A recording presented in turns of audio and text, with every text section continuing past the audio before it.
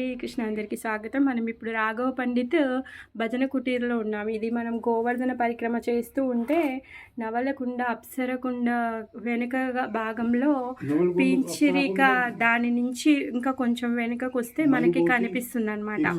ఈ కుండమే ఇది ఉంది కదా, ఇక్కడ ఒక గుఫ ఉందన్నమాట. ఈ గుఫని రాఘవ పండిత్ తన భజన కుటీరుగా చేసుకున్నాడు.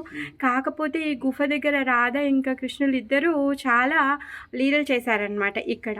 సో దానిని తర్వాత ఈ స్థలాన్ని కనిపెట్టి రాఘవ పండితుల వారు తన భజన కుటీరుగా చేసుకున్నారనమాట. ఈ రాఘవ పండితుల వారే నరోత్తమ దాస్ ఠాకూర్కి, శ్రీనివాస ఆచార్యకి ఈ బెంగాలీ స్క్రిప్చర్స్ ఏవైతే ఉన్నాయో వాటిని ప్రచారం చేయమని చెప్పేసి, బెంగాల్కి వెళ్ళమని చెప్పేసి ఆజ్ఞిస్తారనమాట.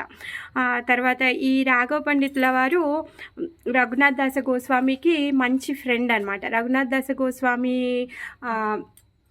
మనం చూస్తాం, రాధాకుండ తటంలో చూస్తాము. తర్వాత ఇక్కడ మన రాఘవ పండితుల వారు ఇక్కడే కూర్చొని భజన చేస్తూ ఉండేవాళ్ళు అనమాట.